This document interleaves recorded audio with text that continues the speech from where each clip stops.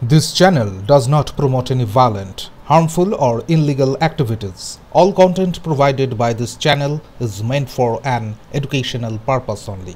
রাজ্য জুড়ে বালি দুর্নীতি কাণ্ডে যে অরোরার যোগের কথা বলছেন সুকান্ত মজুমদার, তবে কি তার সঙ্গে যোগ রয়েছে কালীঘাটের? কেন্দ্রীয় শিক্ষা প্রতিমন্ত্রীর বক্তব্য থেকে নতুন করে এই প্রশ্নই উঠছে সাধারণ মানুষের মনে। সম্প্রতি রাজ্যের বালি দুর্নীতি নিয়ে একযোগে রাজ্যের 22টি জায়গায় তল্লাশি করেছেন ইডি। আর তারপরেই সুকান্ত মজুমদারের এক বিবৃতিতে উঠে এসেছে বেশ কিছু দুর্নীতির প্রসঙ্গ, যেখানে 1971 সাল নাগাদ তৈরি হওয়া West Bengal minerals development and trading কর্পোরেশনের লিমিটেডের বিরুদ্ধেও বেশ কিছু অনিয়মের অভিযোগের পাশাপাশি পদ অবলুপ্তির এক দুর্নীতির প্রসঙ্গ টেনে আনেন। নির্বাচন নিয়ে তদন্ত যখন করছে তখন আমি ইডি এবং তার সাথে পশ্চিমবঙ্গ পুলিশকে কতগুলি চাঞ্চল্যকর তথ্য দিতে চাই। এই যে বালির যে পসরা দেয়া হয় বা টেন্ডার দেয়া হয়, সেই টেন্ডার আগে প্রত্যেক জেলায় দেয়া হতো। হঠাৎ করে তৃতীয়বার ভোটে জেতার পর পশ্চিমবঙ্গের যে কর্পোরেশন, যেটাকে West Bengal mineral development corporation বলে জানি, WBMDTCL, যার মূল কাজ ছিল মিনারেল সংক্রান্ত সমস্ত কাজ করা, কিন্তু তৃতীয়বার ভোটে জেতার পর সমস্ত নদীর এই বালির ব্যাপারটাকে সেন্ট্রালাইজ করার জন্য WBMDTCL এর হাতে এই রাজ্য সরকার তৃতীয়বার ক্ষমতায় আসার পর এটা তুলে দেয়। এবং এক্ষেত্রে মনে রাখবেন একটা বিশেষ পদক্ষেপ নেওয়া হয়, সেটা হচ্ছে এই সংস্থা তৈরি হয়েছিল 1971-72 সালে, এবং সেই 1971-72 সালে ম্যানেজিং ডাইরেক্টর এবং তার সাথে চেয়ারম্যান দুটো আলাদা পদ থাকত। চেয়ারম্যান আলাদা হতেন, ম্যানেজিং ডাইরেক্টর আলাদা হতেন। বিশেষ কারণে এই দুটোকে মার্চ করে দেওয়া হয়। চেয়ারম্যান কাম ম্যানেজিং ডাইরেক্টর পদে একজন আইএস কে বসানো হয়। সেই আইএস এর নাম PMK মোহন গান্ধী। পাশাপাশি এই সংস্থার বর্তমান চেয়ারম্যান কাম ম্যানেজিং ডাইরেক্টরের বিরুদ্ধে এক রাশ অভিযোগের প্রসঙ্গ তুললেন তিনি। তার দাবি, আমার কাছে বিশ্বস্ত সূত্রের খবর এসছে, এনার সক্রিয় সহযোগিতায় নিজের নামে, এবং এই বালি প্রচার হয়েছে সক্রিয় সহযোগিতা এনার, এবং নিজের নামে এবং এনার বিভিন্ন আত্মীয় স্বজনের নামে বিভিন্ন সম্পত্তির অভিযোগ উঠেছে বিভিন্ন কর্নার থেকে।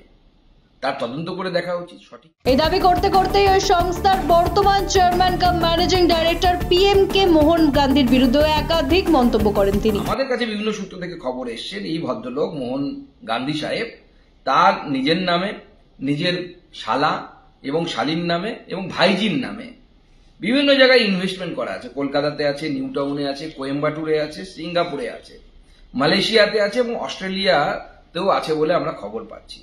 শুধু তাই নয়, এনার সাথে রাজু মিশ্রা বলে আরেকজন IAS অফিসারের নাম উঠে এসছে, যিনি রিসেন্টলি অস্ট্রেলিয়াতে একটা ট্রিপ করে গেছিলেন, যে অস্ট্রেলিয়াতে কিভাবে এই যে পয়সা, বালির পয়সা, সেই পয়সাকে কিভাবে গ্যারাজ করা যাবে সেই তথ্য সন্ধান করতে, তার খোঁজ খবর নিতে।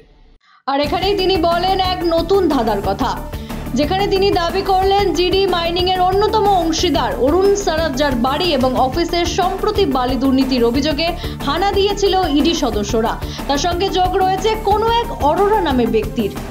এমনই নাকি সূত্র মারফত জানতে পেরেছেন তিনি, আর এই অরোরাই নাকি রাজ্যের শাসক দলের এক শীর্ষস্থানীয় নেতার ঘনিষ্ঠ। GD মাইনিং প্রাইভেট লিমিটেড, এই GD মাইনিং প্রাইভেট লিমিটেড যার উপরে চলছে এই সমস্ত তদন্ত, আপনারা খোঁজ নিয়ে দেখুন, এই অরুণ সারাফ কোন একজন অরোরার খুব কাছে।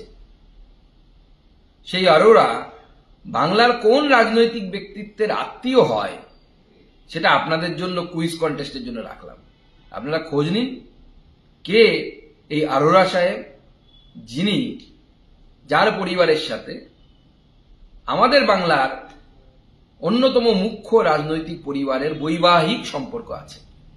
আপনারা খোঁজ নিলেই জানতে পারবেন। এবং এই ভদ্রলোক অর্থাৎ GD মাইনিং এর যিনি সারাফ সাহেব আছেন, আমার কাছে খবর যে বিভিন্ন DM অফিসের কর্মচারীদেরকে এই বালি তোলাবাজি করার জন্য, বালি থেকে টাকা তোলার জন্য, পাচার করার জন্য তাদেরকে ধমকানো চমকানো করত। এবং আমাদের অ্যাসেসমেন্ট, বিভিন্ন সরকারি সূত্র থেকে আমরা যে খবর পাচ্ছি, 20,000 কোটি টাকার রেভিনিউ এর মাধ্যমে রাজ্য সরকার লস করেছে। কিন্তু ভাগ বাটরা হয়ে গেছে অফিসারের নামে। এই যে দুই অফিসারের নাম বললাম, তাদের তদন্ত হওয়া উচিত, তার আত্মীয় স্বজনের তদন্ত হওয়া উচিত, এবং তার সাথে সাথে এই যে আরোরা সাহেবের নাম বললাম, সেই আরোরা সাহেবের আত্মীয় কোন নেতা তারও খোঁজ খবর করা উচিত।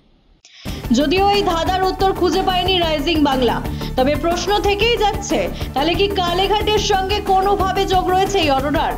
সময় হয়তো এর উত্তর দেবে, হয়তো বা কোনোদিন ইডি এই প্রশ্নের উত্তর খুঁজে বার করবেন।